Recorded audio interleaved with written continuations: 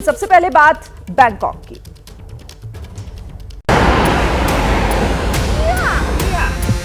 जब बहुमंजिला इमारत गिरे और उसके नीचे सैकड़ों की संख्या में लोगों के दबे होने की आशंका हो तो उनके परिवार वालों पर क्या बीतेगी, यह दर्द हम ग्राउंड जीरो पर आकर महसूस कर पा रहे हैं। जो कल हुआ ऐसा मंजर पहले कभी भी मैंने महसूस नहीं किया था।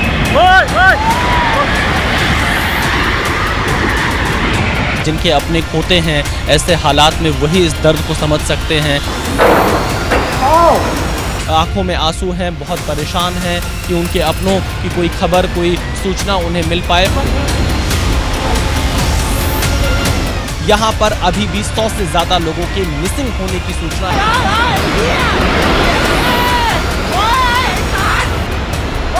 थाईलैंड में आए भूकंप को 24 घंटे से ज्यादा वक्त बीत चुका है और अभी भी यहाँ रेस्क्यू ऑपरेशन चल रहा है। ऐसा लग रहा था हम लोग उड़ रहे हैं, एक तरफ से दूसरी तरफ ऐसे हो रहे थे।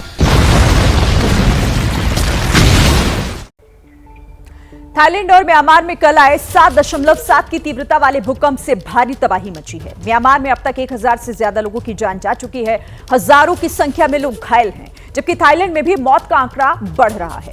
पर्यटकों का पसंदीदा बैंकॉक भूकंप के झटकों से बर्बाद हो चुका है। देखिए बर्बादी की डरावनी तस्वीरें एक्सक्लूसिव।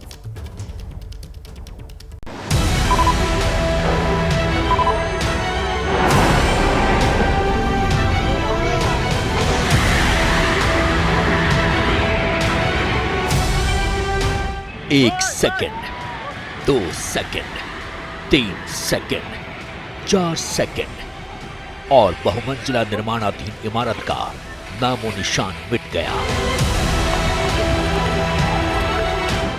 थाईलैंड से लेकर म्यांमार तक भूकंप ने भयंकर तबाही मचाई। कहीं बहुमंजिला इमारत रही,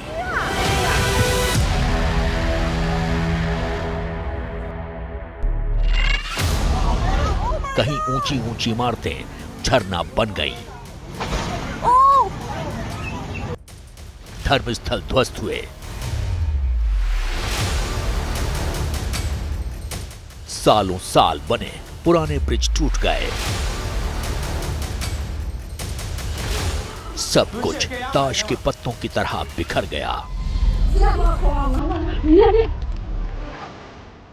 24 घंटे में म्यांमार और थाईलैंड की धरती 15 से ज्यादा बार हिल चुकी है।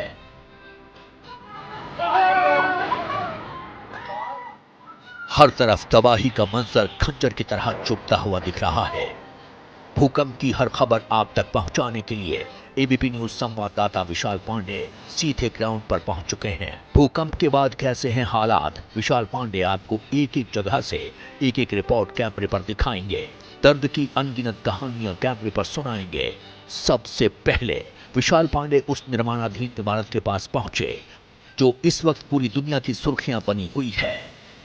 एबीपी न्यूज थाईलैंड के बैंकॉक में पहुंचा है और म्यांमार में आए भूकंप का एक बड़ा असर बैंकॉक में देखने को मिला और यहां पर एक अंडर कंस्ट्रक्शन जो बिल्डिंग थी वो पूरी तरह से धराशायी हो गई, जिसका वीडियो आप लगातार देख रहे हैं। और बैंकॉक के हम उसी स्टेट ऑडिट ऑफिस के बाहर इस वक्त मौजूद हैं जहां पर ये पूरी की पूरी बिल्डिंग धराशायी हो गई और फिलहाल यहां पर राहत बचाव कार्य चलाया जा रहा है। और इधर रेस्क्यू अभियान जारी था, उधर अपनों की तलाश में आस लगाए लोग उसी बिल्डिंग के पास इकट्ठा हो रहे थे। लाखों की आंखों में आंसू और इंतजार के अलावा कोई चारा नहीं बचा। कुदरत के इस कहर ने सब कुछ तबाह कर दिया। हमारे साथ जिस महिला को आप देख रहे हैं, इनकी माँ और बेटी इस वक्त इन्हें नहीं मिल पा रही हैं, ये उनकी तलाश में है, काफ़ी देर से यहाँ पर बैठी हैं। यहाँ पर मैं इनसे जानना चाहूँगा, how long have you been waiting here for your mother and sister? More than 10 hours. 10 hours. Yes. ห่วงแม่กับน้องหนูไม่รู้ว่าจะเป็นยังไงบ้าง ये दुख है, अपनों की तलाश है, आंखों में आंसू है और इस वक्त आप जो तस्वीरें यहाँ पर देख पा रहे हैं ये बताने के लिए पर्याप्त है कि किस तरह से लोग परेशान हैं, क्योंकि जिनके अपने खोते हैं ऐसे हालात में वही इस दर्द को समझ सकते हैं। इन सब के बीच बड़ी बड़ी मशीनें सड़क पर आने लगी। रेस्क्यू अभियान तेज होने वाला था। सुबह हुई तो रेस्क्यू का काम तेज हो गया। बड़ी बड़ी मशीन काम में जुट गई, मलबा हटाया जाने लगा। थाईलैंड में आए भूकंप को 24 घंटे से ज्यादा वक्त बीत चुका है और अभी भी यहां रेस्क्यू ऑपरेशन चल रहा है। स्टेट ऑडिट के ऑफिस के बाहर इस वक्त हम मौजूद हैं। थाई आर्मी को बुलाया गया है। थाई आर्मी की मदद से रेस्क्यू को आगे बढ़ाया जा रहा है। ये पूरा रेस्क्यू ऑपरेशन इस वक्त आप एबीपी न्यूज पर देख पा रहे हैं। एम्बुलेंस यहां पर तैनात कर दी गई कि अगर जैसे भी किसी को मलबे के नीचे से निकाला जाए, उन्हें तुरंत अस्पताल पहुंचाया जाए, तुरंत उन्हें इलाज मुहैया कराया जाए। थाईलैंड और म्यांमार में आए भूकंप से तबाही का मंजर है। लोगों तक राहत पहुंचाने के लिए बड़े लेवल पर रेस्क्यू ऑपरेशन चलवाया जा रहा है।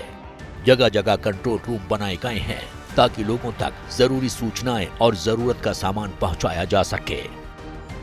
बैंकॉक में जहां पर बहुमंजिला इमारत गिरी है और जिसके मलबे में अभी भी बड़ी संख्या में लोग दबे हुए हैं, उनको लेकर एक अस्थायी कंट्रोल रूम इस जगह के बाहर बनाया गया है। और आप देखिए यहां पर बाकायदा ऑफिसर्स बैठे हुए हैं और हर घंटे की रिपोर्ट यहां पर दी जा रही है। परिजन यहां पर कंट्रोल रूम में आकर जानकारी दे रहे हैं, पता कर रहे हैं, अपनों के बारे में पहचान कर रहे हैं कि कोई जानकारी उन्हें यहां पर मिल सके।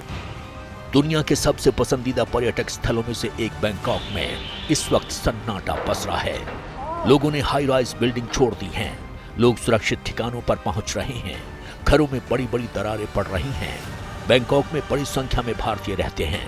विशाल पांडे उनके घर गए और हालात का जायजा लिया।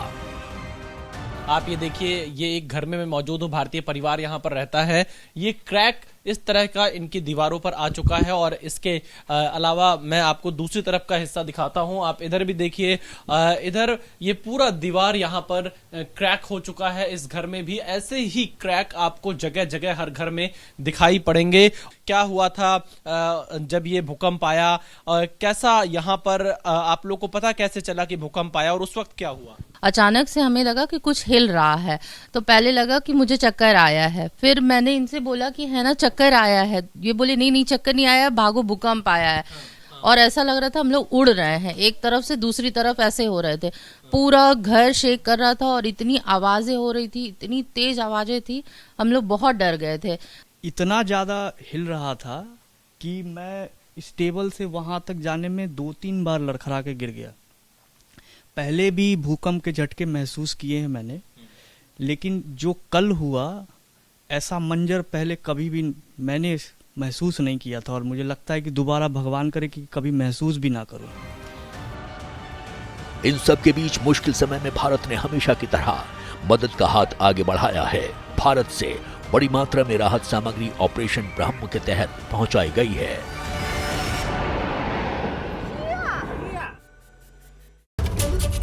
आइए अब सीधे ग्राउंड पर आपको लिए चलते हैं। बैंकॉक से हमारे संवाददाता विशाल पांडे लाइव इस वक्त हमारे साथ जुड़ गए हैं। विशाल, अभी क्या वहां पर हालात है, किस तरह से रेस्क्यू ऑपरेशन चलाए जा रहे हैं, क्या कुछ फिलहाल आप देख पा रहे हैं वहां?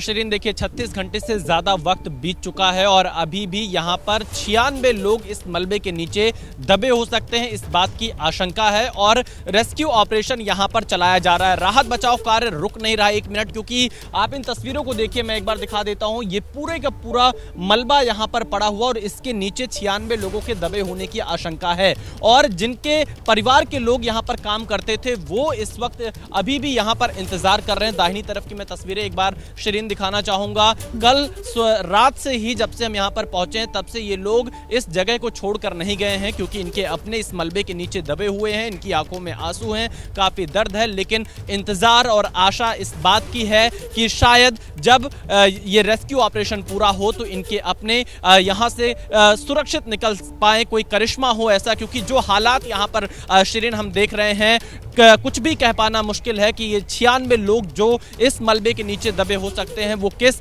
हालत में होंगे, क्योंकि अभी भी काफी समय इस पूरे मलबे को हटाने में लगेगा। कई बड़ी बड़ी मशीनें, क्रेन यहाँ पर लगी हुई हैं मलबे को हटाने के लिए, लेकिन वक्त बहुत लगेगा। बहुत बड़ी इमारत थी ये, बहुमंजिला इमारत थी और अचानक से ये इमारत जब भूकंप आने के बाद गिरी, सैकड़ों की संख्या में मजदूर यहाँ पर काम कर रहे थे और अभी भी दबे हुए हैं। शिरीन, आप नजर बनाकर रखिएगा। बहुत शुक्रिया फिलहाल आपका विशाल इस तमाम जानकारी के लिए।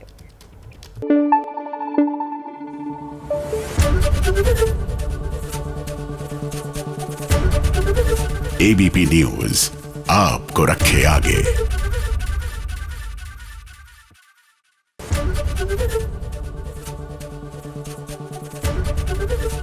एबीपी गंगा, खबर आपकी, जुबान आपकी।